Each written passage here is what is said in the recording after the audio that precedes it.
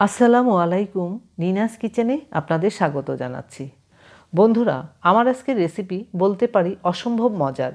একবার খেলে বারবার খাবেন।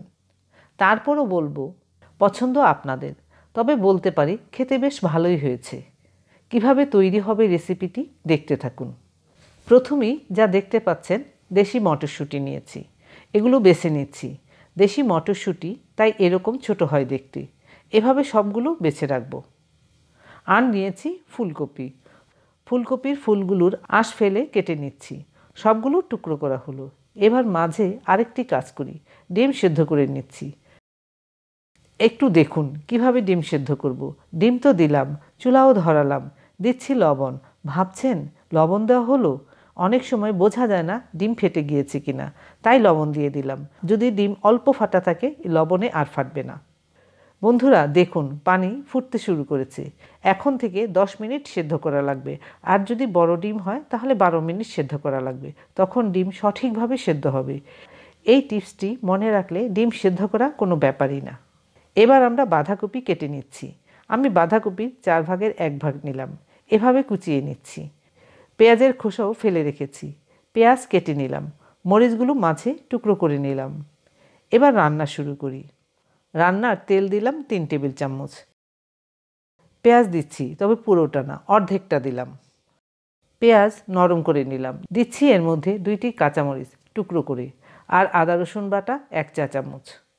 হালকা করে মিশিয়ে দিয়ে দিলাম লবণ আধা চা চামচ। পানি দেব না। এখন কি দিচ্ছি দেখুন। দিলাম হলো লেবুর রস 2 চা চামচ। লেবুর রস কেন দিলাম? চিংড়ির জন্য। লেবুর রস দেওয়াতে চিংড়ির ঘ্রাণ সুন্দর হবে। 2-3 মিনিটের মতো রান্না করেছি। এর মধ্যে দিচ্ছি ফুলকপির টুকরোগুলো। 1.5 কাপের মতো হয়েছে। নেড়ে চেড়ে অল্প সময়ের জন্য ঢেকে দিচ্ছি। ফুলকপি থেকে যে পানি বের হবে তাতেই সেদ্ধ হবে ফুলকপি। আমি আর আলাদা করে পানি দেব না। 1 মিনিটের জন্য রেখেছিলাম, নরম হয়েছে। দিচ্ছি গাজর কুচি। মাঝারি একটি গাজর নিয়েছি। আমি নেড়ে চেড়ে মিশাচ্ছি, কমেও যাচ্ছে। এবার আবার দিলাম বাঁধাকপি। বাঁধাকপির সাথে দিচ্ছি মটরশুঁটি। মটরশুঁটি আধা কাপের মতো হয়েছে। সাথে আরও দিচ্ছি পেঁয়াজ কুচি। এখন পেঁয়াজ দেওয়ার কারণ হলো এই পেঁয়াজগুলো গলে যাবে না। সব ধরনের সবজি আর চিংড়ি মিলে খুব মজার ঘ্রাণ বের হচ্ছে। 2 মিনিটের জন্য চলে গিয়েছিলাম। এর মধ্যে কতটা কমে গিয়েছে। অনেক ধরনের মশলা দেওয়ার দরকার পড়বে না। অল্প মশলাতেই সুস্বাদু খাবার যে তৈরি করা যায় তাই দেখাচ্ছি। দিলাম ভাজা গোলমরিচ গুঁড়া আধা চা চামচ। মিশাচ্ছি, ঘ্রাণ আরও সুন্দর হলো।